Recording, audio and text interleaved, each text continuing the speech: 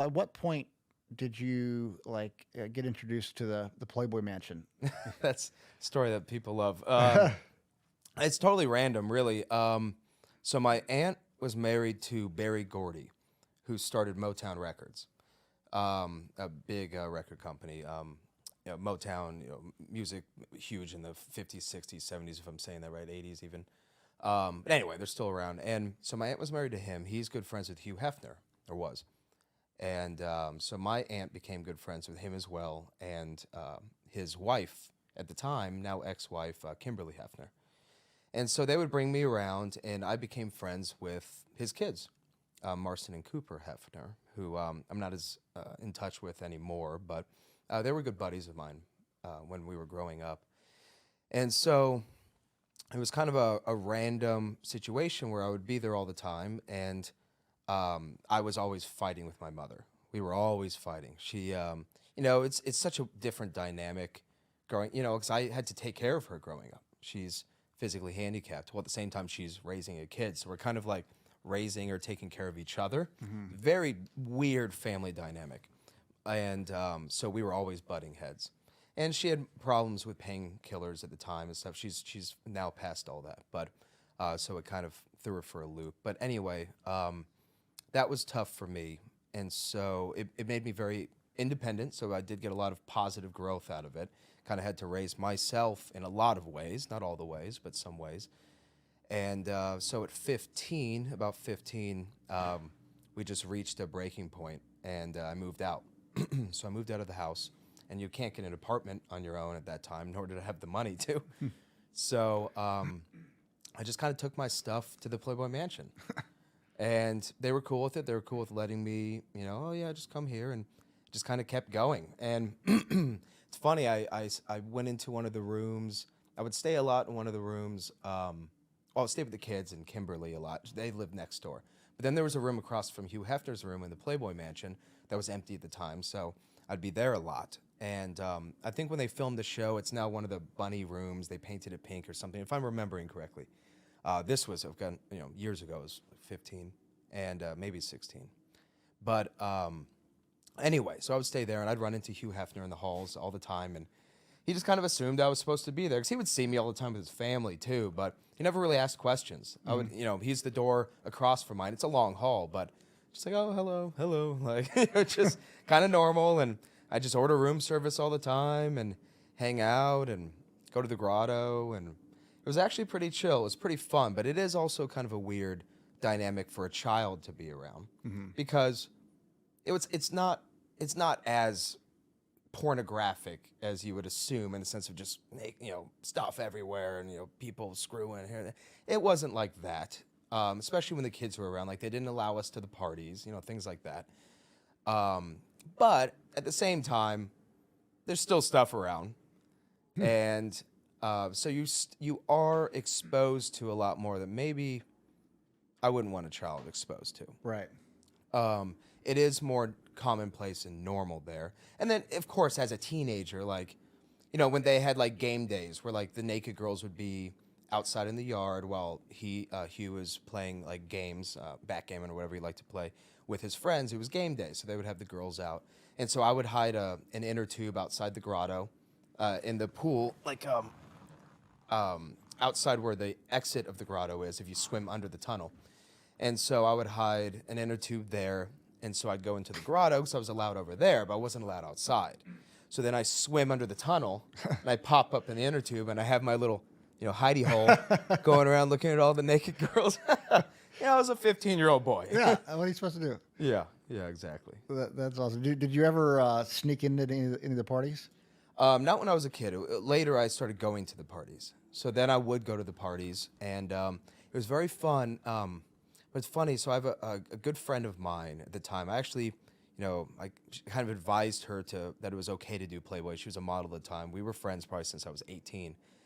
And she was very worried to do Playboy. And I was like, oh, it's tasteful. Like, it's fine. Like, anyway, we stayed very good friends. She became a Playboy model. And Hugh was obsessed with her. He was obsessed with her because he said that she reminded him of his first love. And he really wanted to marry her, but she wasn't down with that. So he ended up marrying who he married. And Anyway, we stayed good friends, and we would go to the parties and stuff. And what happened at one point, Hugh was getting much older at this point, kind of probably losing his brain cells a bit, Alzheimer. What I don't know what it was, but senile. Senile is what I'm trying to think of. And so at one point, he barged in her room with a printed out photo of me. And he's like, "Who's this?" And she's like, "That's Brando. You know who that is. He's friends with your family." And he's like, "Oh, man." And he like barges out.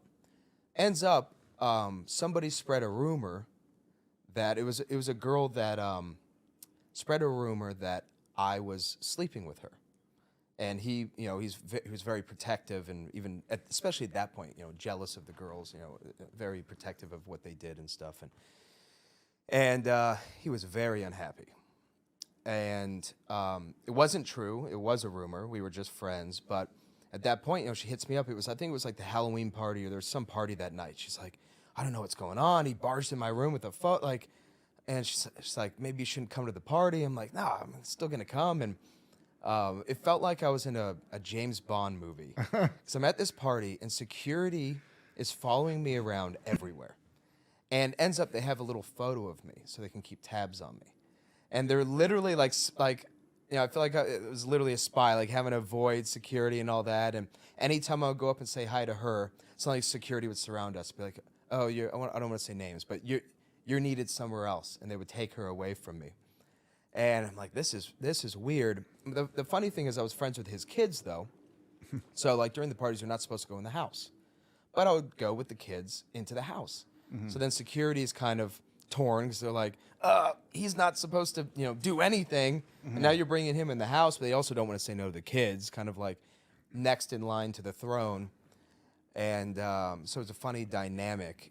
And ends up, at the end of the night, the party was over. I was in the dining hall just eating some late night snacks. Finally, the kids went off and hung out with their girlfriends or whatever. So I was alone with my buddy that I brought, and security swooped in and kicked me out. And she actually drove me back to my car, because you have to park somewhere else. Buses take you, and this was like 4 a.m. probably at this point. And so she drives me, and security's following us. We get to the parking lot, security's everywhere, and they're by the car, just standing there trying to act nonchalant. And I actually had this on a phone video I was recording, because she was hilarious. We drive by, and they have shirts on that say like "Protect and Serve." She drives by, and she's like, "What are you guys doing?" And they're like, and she goes, "Protecting and serving." I'm like, "Yeah." It's like, "Okay, keep protecting and serving." It was funny, like out of a movie. But that might have been one of the last parties I actually went to. I don't remember at this point, but kind of a Did funny Hugh story. remember you, or was it like? I did hear that some of the family members or his ex-wife she heard about it and barged in on him later. And it's like, "What are you doing?" Like, it's like a family friend, and I never really chatted with him at that point, so I didn't know. This was towards the end of his life. I see. So I don't know how far gone he was at that point. Like, they would take him out to show face, but it was like he's in his robe, and they're like kind of carrying him at that point. Sure. So I don't even blame him. He was probably pretty far gone. Yeah, got it. What was it like? Those parties and stuff. Like, did you go to the Playboy Mansion? Over the years. Yeah, yeah. As far as for the parties. Yeah, I mean, there were wild parties for sure. They weren't like how they were in the 70s and 80s. Not like I was alive then, but you would hear stories. They were very debaucherous and drug-fueled, sex-fueled. And obviously they're still kind of that, or they were still kind of that. But at the point I started going, it was more corporatized. I see. So there was a lot more oversight. There were companies coming in, like buying pieces of the brand to revamp or whatever they were doing. So it wasn't like a private house party that's crazy and everything goes. It was more corporatized at that point. And plus, the girls and the people that went in the past were like cream of the crop, top celebrities, top this, top that. Once it became more corporatized, it kind of became trashier and trashier. And so I think that drove away a lot of the classier crowd that maybe would have gone to the parties previously. They wouldn't necessarily partake in the debauchery, but just it was also there was also a classier vibe to it if you stayed away from the debauchery. It covered all bases, and it started lacking that. I see. Yeah, the parties in LA are so weird. I remember, gosh, this is probably 18 years ago or so. I had a girlfriend who was living in Los Angeles. We dated for 4 years, and she was modeling at a party. You know, whatever that is. You know, they hire pretty girls to walk around or whatever. Right. And she's like, "Oh no, you can come. You know, just come at the end to pick me up." And so there's like a gate and then a gate to the house. There's like the security gate in the front of the neighborhood, and then, you know, and somehow I got through. I don't remember how I got through that first security gate. And I go in there, and I was definitely not invited. Yeah. Like they're like, "Who is this guy?" Yeah. walking in my house, and you know, it was kind of a weird vibe, and security came up and said, "Oh, who are you with?" "Oh, I'm picking up my girlfriend," and I got kindly escorted out. Yeah. And you know, there were a few other instances like that where, you know, my friends who were female, not even necessarily my girlfriends, they would say, "Oh, come to this party," you know, and then I get there and they're like, "What are you doing here?" You Right. know. When a girl asks you to go to a party in LA, or if it's at some mansion, like, you're probably actually not invited. You are not invited. That's absolutely true.